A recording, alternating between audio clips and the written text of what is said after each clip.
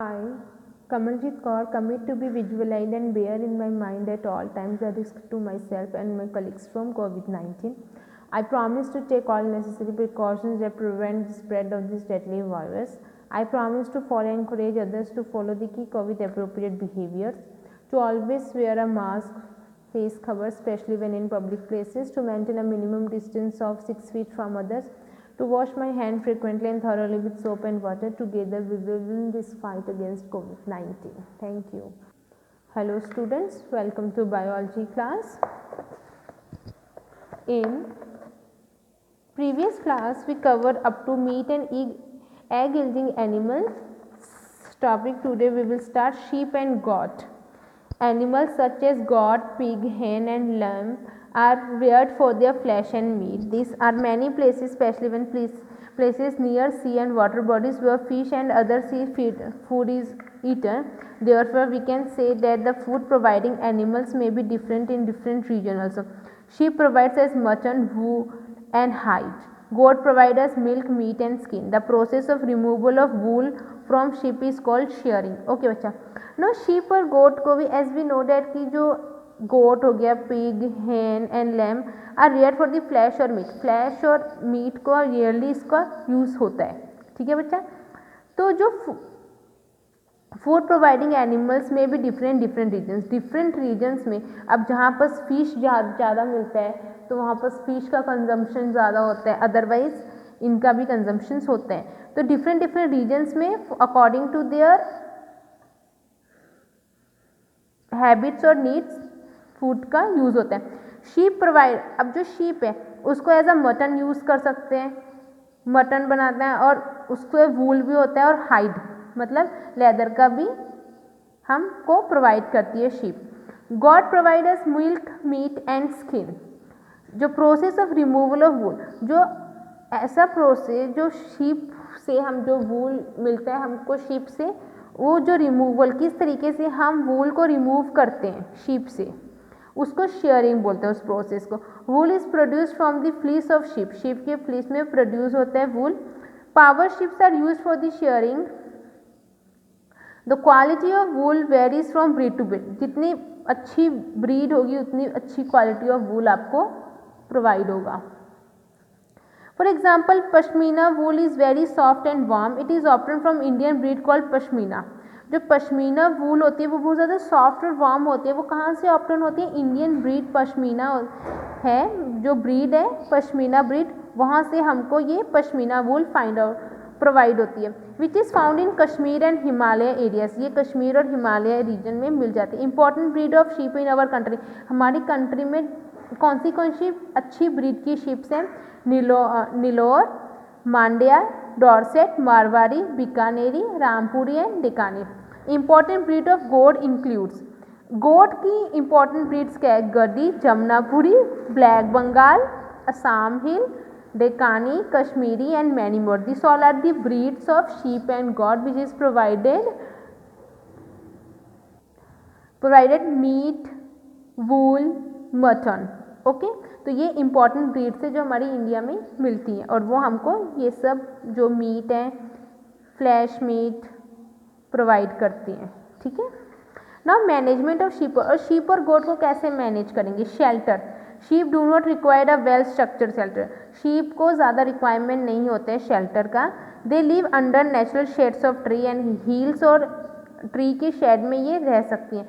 Goat require a clean, dry and safe home. जो goat है उनको क्लीन, ड्राई और सेफ होम रिक्वायर होता है. Got should be protected from heat और कोल्ड से भी गोट को प्रोटेक्ट करना पड़ता है. Feed. When sheep and goat are reared for meat, they are given grain, gram, chop, oil, cakes and mineral mixture. अगर sheep और goat को हमको मीट के लिए हम उसको रख रहे हैं ना तो उनको हम इस टाइप ऑफ ग्रेन्स प्रोवाइड करेंगे. When sheep and goat rear on, अगर हम सिर्फ वूल के लिए इनको रख रहे हैं तो इनको ग्रास, फॉइलेज और हर्ब्स दे सकते हैं. Not disease. शीप और गोट से की क्या क्या डिजीज है? Sheep and goat suffer from bacterial viral disease. Bacterial disease क्या होता है? Brucellosis, vibriosis, black quarter. This all are the bacterial disease suffered by goat and sheep. Viral disease क्या होंगे? Sore mouth, rinderpest, goat pox. Regular immunisation and proper sanitation help in the prevention of disease. अगर हम regular immunisation check करेंगे और proper sanitation देंगे तो disease को prevent किया जाता है। Draught animals, their meat is tough and they give little milk. इनका मीट टफ होता है और ये कम अमाउंट ऑफ मिल्क प्रोवाइड करते हैं। Hence they are used as beast of burden in various agriculture practices such as tilling, irrigation, water wheel or Persian wheel, and carting. Small and marginal farmers still make use of drought breeds of cow. Now pisciculture. Pisciculture क्या होता है? Fish is an important aquatic food which is rich in protein. जो fish एक important aquatic food है जो कि protein से भरा हुआ था, मतलब बहुत ज़्यादा रिच इन प्रोटीन होती हैं fish. A large section of Indian population uses fish as food, particularly that living in coastal. जो मतलब हमारे इंडिया में बहुत ज़्यादा फिश का कंजम्पशन होता है। ऐसे एरिया जो कोस्टल एरिया मतलब सी साइड के एरिया से वहाँ पर तो बहुत ज़्यादा फिश कंजम्पशन करते हैं लोग, मतलब as a protein as a food उसको यूज़ करते हैं। It is highly nutrition and easily digestible. Fish can be used in eradicating problem of malnutrition. Fish liver oil is used in rich in vitamin A and D. Production and management of fish is called pisciculture. जो production और management होता है fish का उसको हम pisciculture बोलते हैं। Okay, now fish can be classified two categories. Fish दो कैटेगरीज में क्लासीफाई हुई है। सबसे फ्रेश वाटर, द इंक्लूड रोहू, कैटला, टिरिका, सिंघारा, मलिप एसेट्रा। ये क्या होते हैं? ये फ्रेश वाटर में हमको मिल जाते हैं। Fisheries, they include capture and cultural fisheries in fresh water system such as river, canal, lake, reservoir, tank, pond and paddy fields. Marine, they include salmon, sardine, pomfret, duck, eel, hilsa, tuna etcetera. ये marine है, मतलब ये sea में आपको मिल सकते हैं। Fisheries, they include capture fishes for ocean and seas. For example, with the increase in our population, fish production has been increased both for food as well as business activity. Modern technologies are being used both of capturing and culturing of fish in marine and freshwater ecosystem. The fish suffer from viral and bacterial disease, for example infection, pancreatic necropins, IPN, viral hemorrhages, septicemia, VHS। अब बचा PC culture कैसे? जो production होता है और management होता है fish का उसको हम पीसी कल्चर बोलते हैं। अब ये फिश है फ्रेश वाटर में मिल जाती है, मराइन मतलब सी में भी मिलते हैं। Different type of fish different जगह पे मिलते हैं। जो मराइन में मिलते हैं, जो पॉम्फ्रेट, डक, हील, हेल्सा, ट्यूना इस तरीके से मिलती हैं। अब जो ये बच्चा जो पीसी कल्चर है ना फिशरीज, इसको हमारी इंडिया में बहुत ज़्यादा कंजम्पशन होता है फूड का, ठीक है। तो इसको एज अ कमर्शियल भी यूज़ हो रहा है, मतलब कि उसको हम पहले ओशियन से फूड फिश को कलेक्ट करते हैं और उसको फिर सेल करते हैं। तो एक बिजनेस एक्टिविटी में भी ये बहुत इंपॉर्टेंट रोल प्ले कर रहा है pisciculture. Apiculture, rearing of honey bees for commercial purpose and to obtain honey is called apiculture.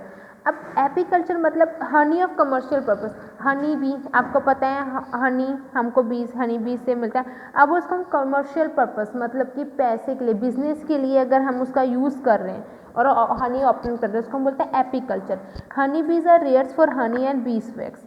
बीज are rears in artificial beehives with frames, they can build their honeycombs on those frames। अब bees are rare, artificial behaves में क्या होता है कि उसमें frames होते हैं और वो बिल्ड करते हैं अपना honeycomb on those frames. Honey bees are highly organise social insects living in colonies. A good and well developed colonies of bees has 40 to 50,000 individuals with 3 castes, queen, drone and worker. The nest of honey bees is called hives. Okay, जो honey bee की organise social insects हैं जो कि colonies में रहती हैं, a good और well developed colonies होती है बीज की, उनके 40 to 50,000 इंडिविजुअल्स विद 3 कास्ट में होते हैं, क्वीन, ड्रोन एंड वर्कर्स, ठीक है। जो नेस्ट होता है हनी बी का उसको हम हाइव बोलते हैं। The hive is divided into many compartment called combs. जो वो हाइव होता है वो छोटे छोटे कंपार्टमेंट्स में डिवाइड होता है, उस कंपार्टमेंट्स को हम कॉम बोलते हैं। There is only one queen in a honey, उस हनी कॉम में एक क्वीन होती है, ठीक है। The drone are the male member but stouters then the queens with broader abdomens. जो ड्रोनर्स होते हैं, ड्रोन्स होते हैं वो मेल मेंबर्स होते हैं but stouters then the queens with broader abdomen. The function of drones is to fertilise the eggs laid by the queen. जो function क्या होता है ड्रोन्स का, वो फर्टिलाइज करते हैं एग्स को जो कि क्वीन ने दिए हैं। After fertilisation drones are driven out of the hives to die of hunger and heat. Fertilisation के बाद जो ड्रोन्स होते हैं वो चले जाते हैं out of the hives to die of hunger and heat. The worker and darker and smaller having strongest mouth parts and well developed wings. जो वर्कर्स वो डार्कर्स होते हैं और स्मॉलर छोटे छोटे होते हैं, उनका स्ट्रॉन्गेस्ट माउथ पार्ट होता है और वेल डेवलप्ड विंग्स होते हैं उनके जो वर्कर्स होते हैं। मैंने बोला ना जो वो 3 पार्ट्स में डिवाइड होता है, क्वीन, ड्रोन एंड वर्कर। जो क्वीन होते हैं वो एग ले करती है और जो ड्रोन करते हैं वो फर्टिलाइजेशन में हेल्प करते हैं। आफ्टर फर्टिलाइजेशन वो चले जाते हैं।